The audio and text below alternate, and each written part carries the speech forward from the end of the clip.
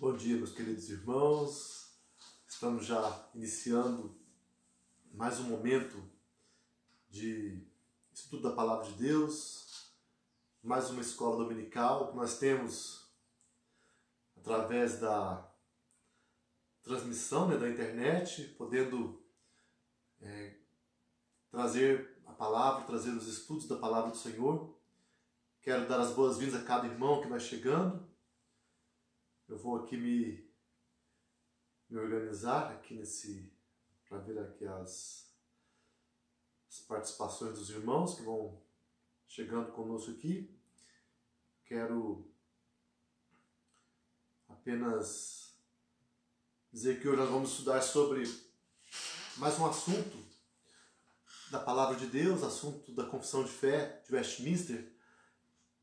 Um assunto que não é tão, vamos dizer assim, hoje em dia, não é tão mais comum como era no passado, mas que ainda é um assunto importante, um assunto relevante, que nos orienta. Para muitos que talvez tenham alguma dúvida, para muitos que têm alguma dificuldade em lidar com esse assunto, será de grande proveito, eu espero, esse estudo dessa manhã. Então, sem mais delongas, eu quero tratar com os irmãos nesta manhã sobre o tema dos juramentos legais e dos votos. Juramentos legais e votos. Eu quero ler a palavra que está ali em Mateus 5, 33 a 37, iniciando esse momento.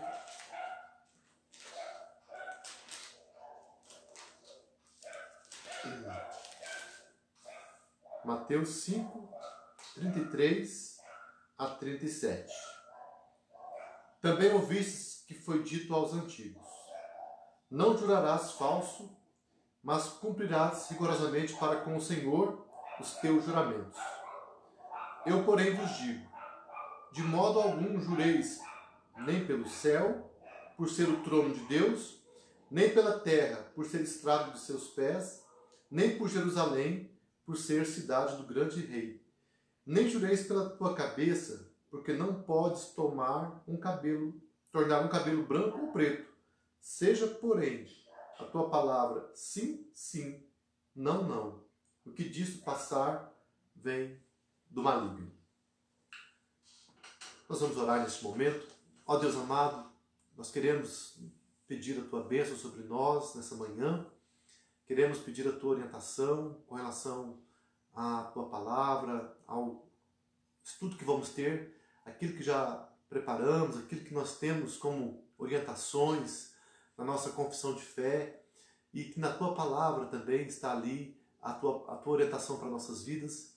Queremos pedir ao Pai amado, venha abençoar o teu povo, venha nos dar a instrução correta sobre esses assuntos, Pai, de juramentos legais, votos que fazemos ou não fazemos, mas que queremos colocar diante do Senhor, pedindo que o Senhor nos dê a capacitação, nos dê a compreensão correta, segundo a tua vontade, segundo o teu querer para a nossa vida. Fique conosco, queremos pedir a tua bênção sobre a tua igreja, espalhada pela face da terra, nossa igreja aqui em Rolândia, nossos irmãos, que cada um no seu lar, cada um que está vivendo esse momento, Pai. Nós temos um tempo ainda difícil em nossas vidas, mas louvamos porque tu tens cuidado de nós, louvamos porque tu tens nos abençoado, nos guardado, nos protegido de todo mal. Louvamos, ó Deus, porque temos a oportunidade de ler a tua palavra, de estudá-la, temos a oportunidade de transmitirmos esses estudos e os cultos, as reuniões, de modo que somos então alimentados pela palavra do Senhor. Louvamos por tantas bênçãos pela nossa família, louvamos por teu cuidado, tua bênção. Pedimos que o Senhor continue conosco, Pai, no tempo certo, no tempo que tu tens preparado, que nós possamos ver essa situação ser resolvida, nós podermos estar retomando a normalidade, ou retomando os nossos encontros, as reuniões da igreja com mais normalidade, e que o Senhor desperte para o nosso coração, para estarmos mais perto de ti. Queremos também colocar cada situação, cada família, as necessidades que cada um tem. Queremos colocar os enfermos da nossa igreja na tua presença, pedindo a tua bênção, tua visitação sobre cada vida. Lembramos, Pai, da Gilmara, que aguarda a questão da cirurgia, era para ter sido feita essa semana, ainda não houve a confirmação, mas que o Senhor esteja abençoando a Gilmara, fortalecendo a tua filha, abençoando, Pai amado, os nossos irmãos enfermos, idosos, derrama a tua graça sobre cada um. Também lembramos dos enlutados da nossa igreja, especialmente a dona Francisca, que no dia da sexta-feira veio a ter o falecimento do seu irmão. Que o Senhor sustente a tua filha, guarde a tua filhinha, a família toda, Pai amado, derrama a tua bênção sobre dona Francisca Medeiros e toda a sua família. Vai confortando esses corações e cada coração, cada vida, tu sabes as situações de cada um. Também louvamos, ó Deus, pelas bênçãos derramadas, por teu cuidado, os aniversariantes da semana, cada um que tem feito aniversário, cada um que tem celebrado a vida, a bênção do Senhor, que o Senhor derrame, continue abençoando, continue fortalecendo cada dia mais nossa vida. Nós queremos pedir agora sobre o nosso estudo, mais uma vez, fala conosco, abençoe cada coração, nos oriente com a tua palavra, é o que nós te pedimos, Senhor, em nome de Jesus. Amém. Meus queridos, então, lemos a palavra, uma palavra que, à primeira vista, ela pode dar a entender que Jesus estava abolindo totalmente, de uma maneira definitiva, os juramentos, proibindo que se fizesse juramentos de qualquer natureza. Nós vamos ver a palavra, os demais textos, vamos perceber que aqui há uma limitação para os juramentos, mas não há uma proibição definitiva. A verdade nos relacionamentos, especialmente entre os cristãos, é divinamente ordenada. Isso aqui é uma grande lição importante, um grande ensinamento de Jesus. Viver em verdade, falar a verdade. O falar a verdade é essencial à piedade autêntica, como diz o Salmos 15, de 1 a 3. Deus proíbe a mentira, o engano e falsos testemunhos. Êxodo 20, 16, Levítico 19, 11, o código legal, há essa palavra de Deus para nós. Jesus faz a mentira remontar a Satanás, ele é o pai da mentira. E aqueles que, como Satanás, mentem com o objetivo de enganar, de injuriar outros, são severamente condenados nas Escrituras. Vemos isso no Salmo 5, versículo 9, Salmo 12, de 1 a 4, Jeremias 9, de 3 a 6 e Apocalipse 22, 15, onde fala que os mentirosos não entrarão no reino dos céus. Os mentirosos não terão lugar na eternidade com Cristo, não estarão no céu com Jesus. Então nós vemos aqui, inicialmente, essa palavra afirmando que, como cristãos, o povo de Deus, todos nós devemos viver uma vida de verdade. Falando a verdade, assumindo a verdade em todas as nossas palavras. E assim, fugir da mentira. Mesmo que isso venha nos trazer perigos, nós somos chamados a viver a verdade. Juramentos são declarações solenes que invocam a Deus como testemunha das declarações e promessas feitas, pedindo a Deus que puna qualquer falsidade. Então o caráter legal do juramento é este, de que há um lugar no juramento quando ele invoca a presença de Deus, ou invoca Deus como testemunha para a confirmação de uma verdade. As Escrituras aprovam os juramentos como apropriados em ocasiões solenes. Nós vemos ali o exemplo de quando Eliezer, o servo de Abraão, foi enviado para encontrar uma esposa para o seu filho Isaque, para o filho de Abraão. Abraão o fez jurar. No momento que ele estava partindo para Harã, Abraão o fez jurar. Lá em Gênesis 24, de 1 a 9, nós vemos quando Abraão chama Eliezer, o seu servo, e ele vai fazer esse juramento solene de cumprir essa palavra, cumprir esse propósito de trazer uma esposa temente a Deus para o filho de Abraão. Também vemos o povo de Deus em vários momentos ele foi chamado a jurar, a confirmar a sua palavra diante de Deus através de um juramento. E isso aconteceu lá em Neemias 5:12, ali quando o povo de Israel estava vivendo aquele costume de, assim como os estrangeiros, estavam escravizando uns aos outros. O próprio povo de Israel, os judeus, comprando irmãos e tomando as suas propriedades, e assim havia escravidão no meio do povo de Israel. E ali os líderes de Israel vão chamar o povo de Deus e vão falar: vocês não podem fazer isso, vocês devem devolver as propriedades, restituir aquilo que é dos irmãos, dos seus irmãos, e dar a eles a oportunidade deles terem uma vida digna na sociedade. E diante da confirmação que eles fizeram, eles foram chamados para jurar diante de Deus. E assim nós vemos a palavra em 2 Coríntios 1:23, o próprio apóstolo Paulo invocando o nome de Deus e jurando, mostrando a sua palavra de verdade diante das pessoas, diante da igreja. Então, durante a Reforma, lá no século XVI, os anabatistas se recusaram a fazer juramentos como parte da sua rejeição do envolvimento na vida do mundo.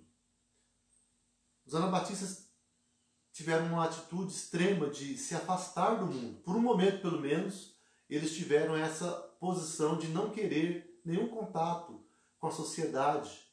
Eles tentaram se afastar e assim eles afirmaram isso, negando os juramentos, negando essa disposição de prestar juramento mesmo diante das autoridades legais. Eles entendiam que essa palavra que nós lemos de Jesus, ela tivesse sido feita contra o juramento como tal, ao invés de uma condenação dos juramentos falsos ou impróprios feitos para criar uma falsa impressão, para manipular ou para enganar. Então, quando Jesus condena o juramento lá em Mateus 5, como nós lemos ali no início, ele não estava condenando o juramento feito da maneira correta, mas era aquele artifício que os judeus usavam, os fariseus especialmente, para ludibriar as pessoas. Então eles usavam o céu, o trono de Deus, a terra, eles juravam por si mesmos, eles se esquivavam de colocar Deus diretamente no seu juramento, mas eles colocavam como que o céu, como se fosse o lugar da morada de Deus, a terra como a criação de Deus e o lugar onde Deus, vamos dizer, coloca os seus pés, o lugar onde Deus domina. E assim mesmo, eles colocavam como dizendo assim: olha, eu estou jurando por mim, pela minha vida. E tudo isso é reprovado por Jesus. Então ele fala a verdade. Não tem que jurar de maneira banal, diante de qualquer situação, mas apenas seja verdadeiro. Agora, ele não estava se referindo aos juramentos diante de um tribunal, ou num momento solene, quando é necessário, quando se faz necessário interpor um juramento. O próprio Jesus se submeteu ao juramento diante do sumo sacerdote quando ele estava sendo julgado. Interessante esse texto, quando o sumo sacerdote o faz jurar, lá em Mateus 26, 63, vemos ali, Jesus, porém, guardou o silêncio. E o sumo sacerdote lhe disse: eu te conjuro, pelo Deus vivo, que nos diga se tu és o Cristo, o Filho de Deus. Quer dizer, ele estava chamando Jesus a um juramento para dizer se ele era ou não o Filho de Deus. Jesus respondeu-lhe Jesus: tu o disseste. Entretanto, eu vos declaro que desde agora vereis o Filho do Homem assentado à direita do Todo-Poderoso e vindo sobre as nuvens do céu. Então Jesus está dizendo: sim, diante de Deus eu confirmo que eu sou o Filho de Deus. Eu sou o Cristo, eu sou o Messias, o Filho de Deus. Ele não se esquivou, ele não se omitiu de afirmar a sua divindade, quem ele era, e também ele não se esquivou de jurar diante de Deus mostrando que aquilo era a verdade. Vemos também que Paulo fez isso, lá em Romanos 1,9, ele invoca Deus como sua testemunha. O próprio Deus se expressou através de um juramento para nos encorajar. Hebreus 6,17 mostra que o próprio Senhor se interpôs com um juramento diante de nós. Então Jesus está se referindo, quando ele fala lá, como nós já dissemos, ele não está proibindo ou anulando o juramento que é feito diante de uma autoridade legal, diante de um momento solene. O que ele está fazendo é proibir o legalismo enganador, o legalismo daqueles homens que tentavam se mostrar mais religiosos, invocando o céu, a terra, ou jurando por si mesmos para mostrar a sua fidelidade. E assim, então, ele está corrigindo aquela atitude, mas não está invalidando de maneira definitiva o juramento diante de uma autoridade. Então eu quero citar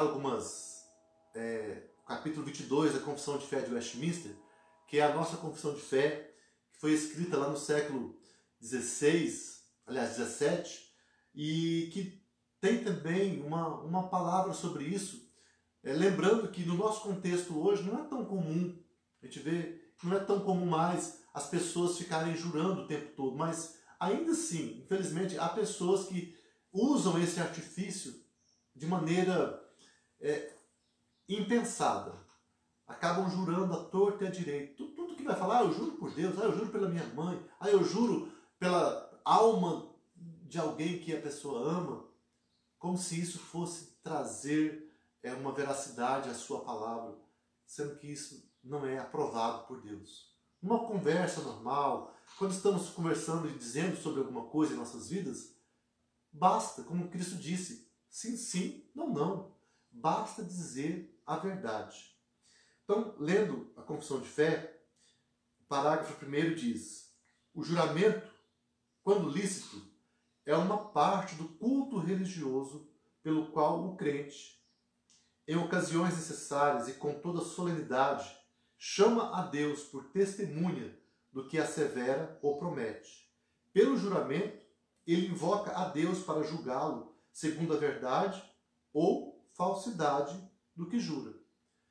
Então, dessa maneira, o juramento se torna parte do nosso culto a Deus, da nossa vida cristã, porque estamos assumindo diante dos homens que estamos dizendo a verdade e invocando como nossa testemunha o nosso Senhor. Ele, Deus, é o dono da verdade. Então nós não vamos usar artifícios, vamos dizer em nome de Deus aquilo que nós estamos dizendo. Tanto assumindo uma verdade, dizendo que aquilo é verdade, ou dizendo que aquilo não é verdade diante de uma autoridade. Então, vários textos que são na palavra que orientam sobre isso: Deuteronômio 10, 20, Êxodo 20, versículo 7, Levítico 19, 12, 2 Coríntios 1, 23 e 2 Crônicas 6, 22 e 23. Só como exemplo, 2 Coríntios 1, 23, o apóstolo Paulo, diante dos coríntios ali, ele vai dizer isso. 2 Coríntios 1, 23. Eu, porém, por minha vida, tomo a Deus por testemunha de que, para vos poupar, não tornei ainda a Corinto. Então aqui ele está falando da sua vida, assumindo a sua verdade e tomando Deus como testemunha para mostrar por que ainda ele não havia retornado a Corinto, para poupar a vida daqueles irmãos. O segundo parágrafo da Confissão de Fé, do capítulo 22, diz: o único nome pelo qual se deve jurar é o nome de Deus, nome que se pronunciará com todo santo temor e reverência. Jurar, pois, falsa ou temerariamente por este glorioso e tremendo nome, ou jurar por qualquer outra coisa, é pecaminoso e abominável. Contudo, como em assuntos de gravidade e importância, o juramento é autorizado pela palavra de Deus, tanto sobre o Novo Testamento como sobre o Velho, sendo exigido pela autoridade legal, deve ser prestado com referência a tais assuntos. Então, num tribunal, se o cristão vai prestar um depoimento diante do juiz, ele é chamado a jurar pela verdade. E ele vai, então, assumir esse compromisso diante de Deus. É claro, se a autoridade estiver também cumprindo algo correto. Como é na sequência aqui, ó. Quem vai prestar um juramento deve considerar refletidamente a gravidade de ato tão solene e nada afirmar de cuja verdade não esteja plenamente persuadido, obrigando-se tão somente por aquilo que é justo e bom e que tem como tal por aquilo que pode e está resolvido a cumprir. É, porém, pecado recusar prestar juramento concernente a qualquer coisa justa e boa, sendo exigido pela autoridade legal. Então é o exemplo de Neemias 5,12, quando ali o povo de Deus é chamado a assumir o seu compromisso fazendo um juramento. Neemias 5,12, o texto diz, olha só.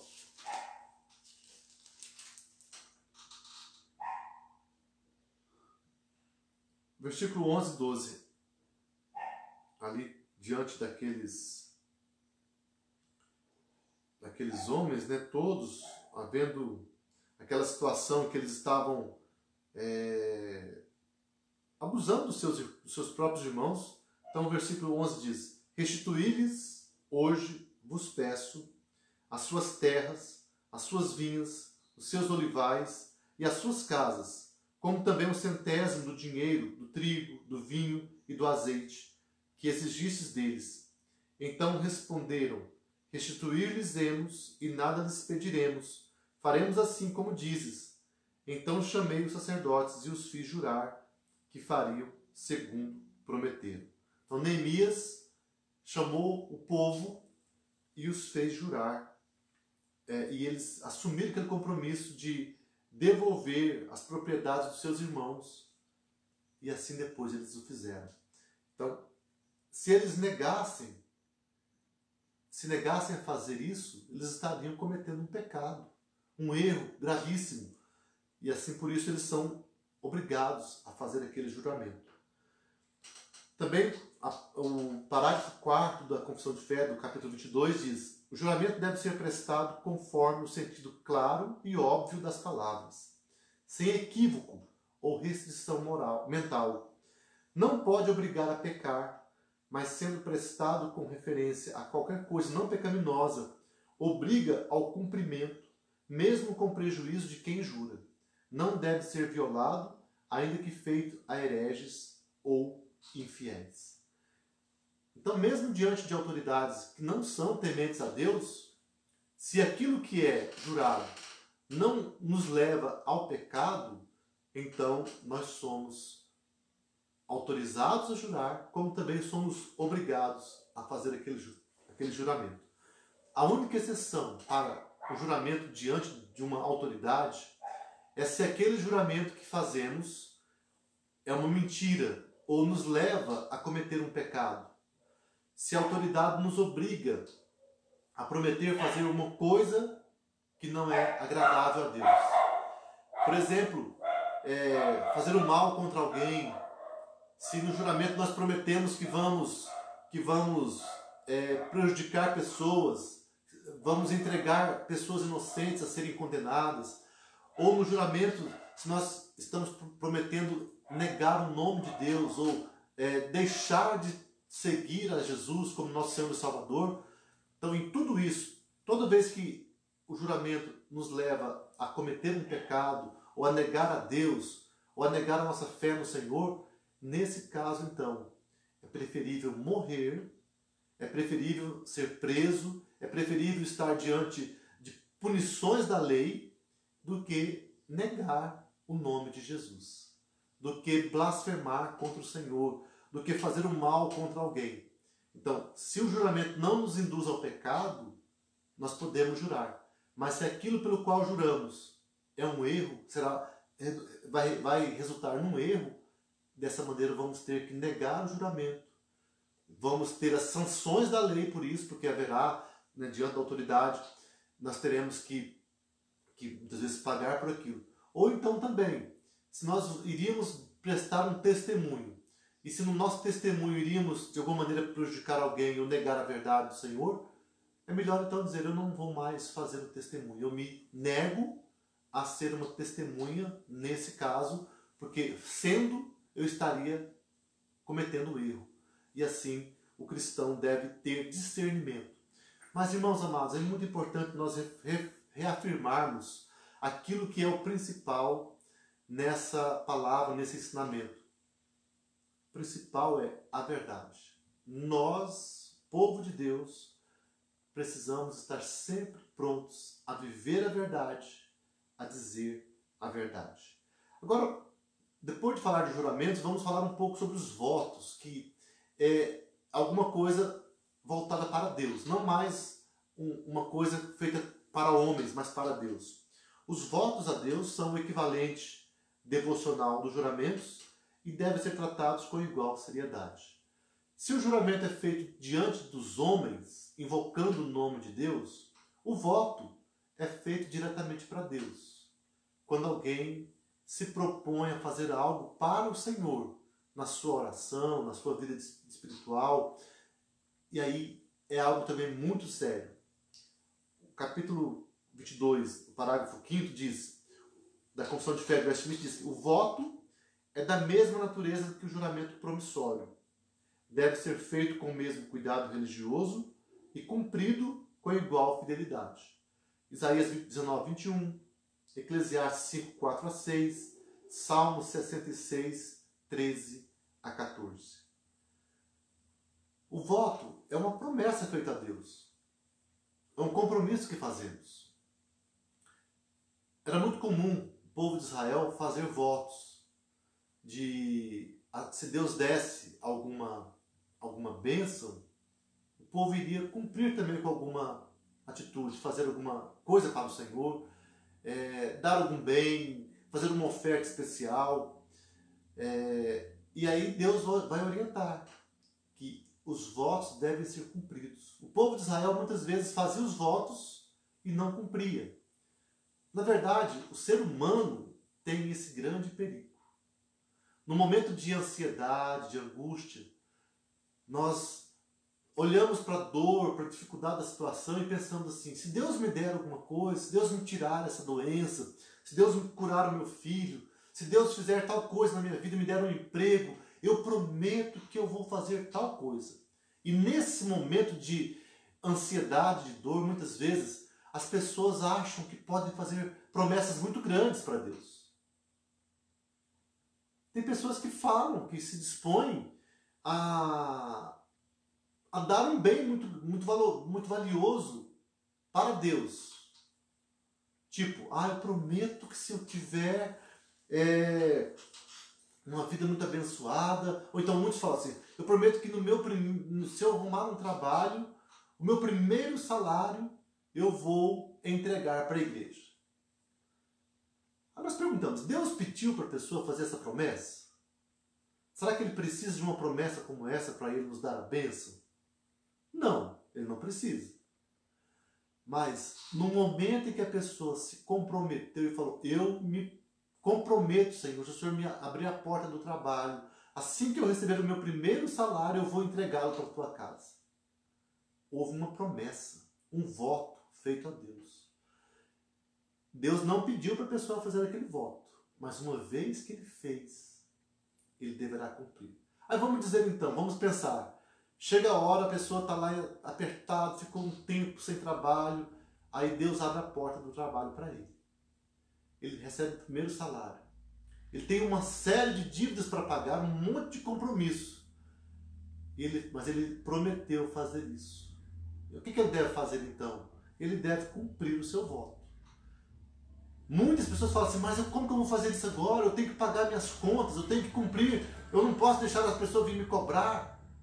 Tudo bem, mas ele deveria ter pensado nisso naquele momento. Então, eu estou dizendo isso, irmãos, porque o voto tem uma solenidade, um significado muito grande diante de Deus. Não somos obrigados a fazer votos. Deus não está nos pedindo para fazer votos. Mas ele fala, se você fizer um voto, cumpra esse voto com Deus. Isso eu vejo que tem a ver com muitas coisas. Eu dei um exemplo aqui um pouco extremo, mas já vi muitas pessoas fazerem esse voto e cumprir. Maravilhoso. Uma bênção. Pessoas tiveram a coragem de fazer um voto, uma promessa para Deus. Deus abre a porta, dá uma bênção e a pessoa então cumpre o voto. E Deus se alegra com isso. Isso gera crescimento espiritual naquela pessoa. Mas imagine, irmãos, quando a pessoa faz um voto e ele não consegue cumprir, o peso que é. Aquela culpa. Então, a ordem é essa. No momento que você tiver condição, então você vai cumprir aquele voto. Clame a Deus por misericórdia. Deus é misericordioso, Ele sabe, Ele nos ama. Mas nós precisamos nos livrar, precisamos ter cuidado para não fazermos votos, compromissos irrefletidos diante de Deus. O capítulo, ainda no parágrafo 6 da Confissão de Fé, diz que o voto não deve ser feito a criatura alguma, mas somente a Deus. Para que seja aceitável, deve ser feito voluntariamente, com fé e consciência de dever, em reconhecimento de misericórdias recebidas ou para obter o que desejamos. Pelo voto, obrigamos-nos mais restritamente aos deveres necessários ou a outras coisas, até onde ou quando elas conduzirem a esses deveres.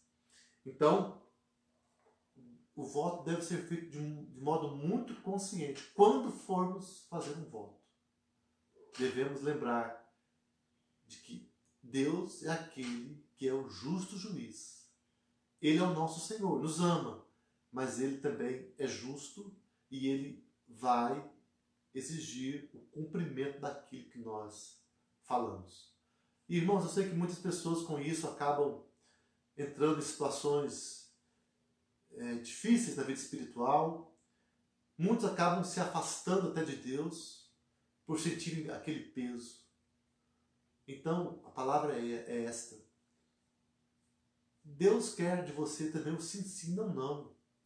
Deus quer de nós o reconhecimento de que nós somos falhos.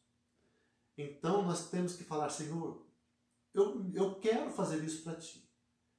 Eu sei que eu não sou capaz, mas eu peço que em Cristo Jesus Tu me ajudes. Que o Senhor me capacite a fazer isso. Eu reconheço que por mim mesmo não sou capaz de fazer. Então, com essa condicional, reconhecendo nossa limitação, sem dizer de maneira taxativa, Senhor, eu vou fazer isso para o Senhor. Senhor, eu prometo de todo o meu coração que eu vou fazer. Eu preciso dizer, Senhor Deus, eu sou tão limitado. Eu sou tão incapaz. Mas eu tenho esse desejo, eu quero fazer isso. Por isso eu te peço, me ajude. E Deus tem prazer em nos capacitar. Olha lá, Salmo 50, 14.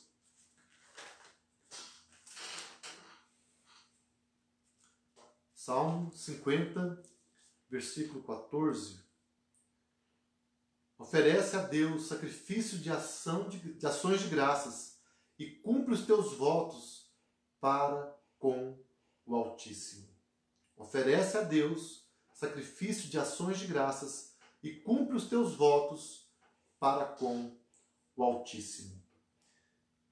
Agora, também nós vemos ali na Confissão de Fé, no parágrafo 7 do capítulo 22, ninguém deve prometer fazer coisa alguma que seja proibida na palavra de Deus, ou que embarace o cumprimento de qualquer dever nela ordenado, nem o que não está em seu poder cumprir e para cuja execução não tenha promessa ou poder de Deus. Por isso, os votos monásticos que os papistas fazem do celibato perpétuo, pobreza voluntária e obediência regular, em vez de serem graus de maior perfeição, não passam de laços supersticiosos e iníquos com os quais nenhum cristão deve embaraçar-se. Então aqui nós vemos que não devemos prometer, fazer qualquer coisa que seja proibida na palavra de Deus. Votos impensados, votos ou compromissos que não sejam corretos, de coisas que não sejam aprovadas por Deus. Olha só, um exemplo de um voto impensado na Bíblia, Jefté, que prometeu, se Deus desse a vitória para ele prometeu sacrificar a primeira, quem primeiro aparecesse diante dele. Ele não sei, ele é um voto impensado. E quem apareceu para ele quando ele volta daquela batalha? A sua filha. Uma filha amada. E a palavra, né, não, a gente tem algumas dúvidas sobre isso, mas o que nós entendemos é que, de fato, ele foi obrigado a cumprir aquele voto de sacrificar a sua filha.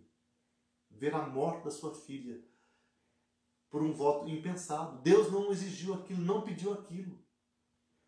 Outro exemplo, os judeus, quando juraram por matar a Paulo, eles fizeram um voto de pecado.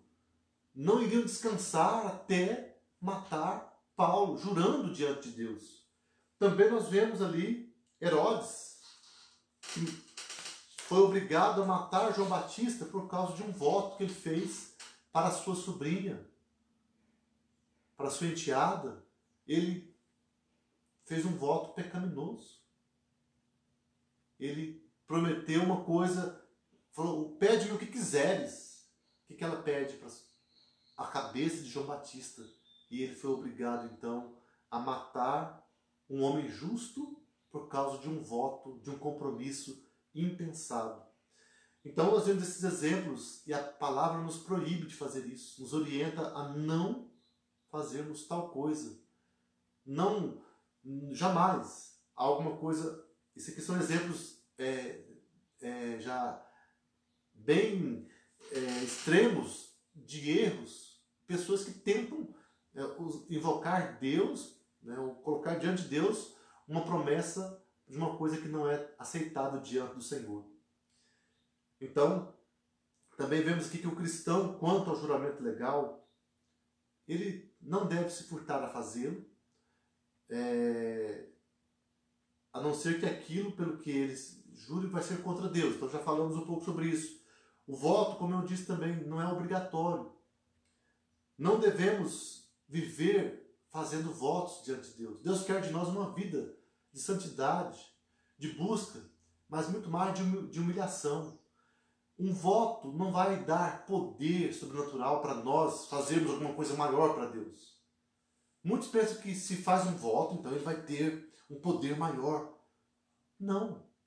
Mas se nós vivemos uma vida de integridade, de fidelidade, nós vamos estar tendo a cada dia condição de fazermos coisas maiores para Deus, coisas melhores, coisas de maior valor, sem que aquilo nos custe tanto, porque vamos ter força, a força que vem de Deus, de maneira paulatina.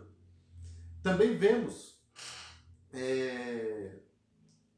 que o voto é feito em momentos de angústia e necessidade, não em situações corriqueiras. Não é a todo momento que alguém vai fazer um voto diante de Deus, mas realmente alguma coisa, quando nós estamos diante de um momento difícil e ali, de maneira muito ponderada, com todo compromisso diante de Deus, nós podemos invocar o Senhor e falar, Senhor, eu me proponho, eu quero fazer tal coisa para Ti, mas o Senhor me capacite a fazer isso. Agora, nós lemos também na Confissão de Fé algumas citações interessantes, importantes aqui, quando fala daqueles votos que são feitos por religiosos, celibato perpétuo, por exemplo, pobreza voluntária, obediência regular. Esses votos, né, que muitos religiosos fazem, algumas coisas, por exemplo, Deus não nos obriga a viver uma vida de celibato. Alguns têm o dom da pureza, o dom do celibato. Para essas pessoas, eles não terão que fazer nenhum voto, uma promessa. eles viverão a vida servindo a Deus com alegria. Agora, essa questão, né, especialmente como é citado aqui na Igreja Católica, os religiosos, os padres, as freiras, todos são obrigados a fazer um voto de celibato. Isso, a palavra de Deus não, em lugar algum, ela orienta, ela obriga. Qual que é a solução para a impureza sexual? A palavra fala em 1 Coríntios 7, a solução é o casamento. Para aqueles que não têm o dom do celibato, a palavra orienta que se casem. Então, os religiosos, os servos de Deus, toda a igreja, o casamento é uma bênção na vida da igreja. Então, nós dizemos que realmente, como é conhecido de todos, os protestantes discordam dos católicos nesse sentido, de que o celibato seja uma norma para a vida de quem é pastor ou quem é o líder da igreja. Não. Os apóstolos se casaram. Na história da igreja, os líderes da igreja, no início, todos tinham suas famílias. Então, o celibato não é uma condição, não dá uma condição maior de santificação. Também o voto de pobreza, como muitos fazem, não muitos, mas algumas pessoas, alguns religiosos, também. Por que um voto de pobreza? E no passado, ainda hoje, há muitos que nesse voto de pobreza, algumas religiões que fazem isso, muitas pessoas acabam vivendo na mendicância, ficam nas ruas pedindo esmolas, porque elas vivem uma pobreza extrema. Enquanto que se a pessoa estiver trabalhando, tendo uma fonte de renda justa, ela terá a condição de se manter a si mesma, como também ajudar na obra de Deus. Vemos o exemplo dos apóstolos, o apóstolo Paulo mesmo, que trabalhava e que se sustentava e que ajudava outras pessoas também na sua caminhada. Então, são votos que não levam a um crescimento espiritual. E, como foi dito aqui na confissão de fé, muitas vezes acaba tendo uma superstição. A pessoa acha que por fazer aquele voto, ele assumiu um patamar maior, ele tem uma espiritualidade maior, mais avançada. E muitos acabam sendo vistos como pessoas mais santas porque assumiram aquele tipo de vida. Mas isso não é o que a palavra mostra. Então, cabe a nós termos uma vida diante de Deus de regularidade, de fidelidade, uma vida equilibrada, uma vida de obediência à palavra do Senhor. Então, concluindo, irmãos, esse nosso estudo de hoje, citando um autor que trabalha sobre a confissão de fé, Chad von Dixorn, no seu Guia de Estudos da Confissão de Fé de Westminster, ele diz que não devemos nos envolver com votos insensatos. Eles nos escravizam novamente e nos fazem esquecer da advertência do apóstolo Paulo. Por preço fostes comprados. Não vos torneis escravos de homens. 1 Coríntios 7, 23. Já que fomos comprados por um Senhor cujo jugo é suave e cujo fardo é leve, não multipliquemos desnecessariamente nossas promessas a Ele, mas deleitemo-nos nas promessas que Ele fez a nós. Muito interessante isso, porque Deus não precisa das nossas promessas, mas Ele nos deu as suas promessas. Ele é fiel em cumprir as suas promessas. Nós devemos nos entregar a Jesus a cada dia, a Cristo, a Deus. Devemos nos propor a uma vida de santidade e nos apropriar das promessas que Ele nos deu. E assim viver uma vida de crescimento, uma vida de consagração, uma vida de santidade, uma vida de bênção. E assim, irmãos amados, nós percebemos que a palavra orienta tanto a questão dos juramentos legais, nos dando a orientação de que, quando necessário, devemos fazê-los com todo cuidado, com todo critério. Acima de tudo, devemos ter uma vida de verdade no nosso dia a dia. Não precisamos, não devemos viver jurando à torta e à direita por aí, sobre situações do dia a dia corriqueiras, mas seja o nosso sim, sim, nosso não, não, conhecido diante dos homens. E diante de Deus, os nossos votos, quando fizermos, não precisamos fazer nenhum voto, na verdade, mas se fizermos um voto, somos chamados a cumpri-los. lembrando que votos insensatos são proibidos, a palavra nos proíbe de fazê-los, porque eles nos induzirão ao erro, ao pecado até. Mas se fizermos uma promessa para Deus, que possamos cumpri-la. E assim Deus tem chamado o seu povo para uma vida de dedicação, de consagração. Que nós possamos fazer diferença neste mundo como povo de Deus, o povo que é ensinado por Deus. Temos um Deus, um Senhor que nos ama. Jesus Cristo se entregou por nós. Ele pagou pelo preço do nosso pecado. E que nós possamos então assim viver em gratidão a Ele, cada dia, nos propondo a servi-lo. E também lembrando, irmãos, não há sacrifício que se compare àquilo que Ele fez por nós. Então, se nós nos propomos a uma vida de santidade, de obediência, algumas vezes isso trará sacrifício sim, mesmo que não tenhamos feito nenhum voto. Mas devemos lembrar, é o próprio Deus que nos capacita. Não devemos nos furtar, não devemos fugir de fazer a vontade de Deus. Mesmo que isso implique em sofrimento, em perseguição, devemos estar prontos a isso, por amor a Jesus. Ele nos capacitará a viver dessa maneira, para a sua glória. Que Deus nos abençoe. Nós vamos orar, encerrando esse estudo. Senhor Deus amado, eu quero te louvar mais uma vez pela tua presença no nosso meio, pela tua palavra, por esse assunto que nós tratamos hoje, um assunto que tem a ver com a nossa vida diária, nossa vida tanto com relação às pessoas, à sociedade, às autoridades deste mundo, como também com o Senhor, a nossa maneira de viver, a nossa oração, ou os nossos compromissos que fazemos contigo. Eu quero te pedir nessa manhã, Deus amado, abençoe-nos, ajude-nos a vivermos uma vida de verdade, uma vida de santidade, uma vida em que nossa palavra seja sim, sim, não, não, mas também uma vida em que, quando for necessário, possamos estar prontos a assumir nossa palavra diante dos homens e diante do Senhor também. Deus amado, fortalece a tua igreja. Ajude aqueles que têm se proposto a te servir melhor. Dê mesmo a cada um de nós uma disposição santa de obediência, de consagração, de dedicação. Não nos permita que achemos pesado viver uma vida de santidade, mas que nós possamos a cada dia mais nos consagrar e nos dedicar à tua obra, Senhor Deus.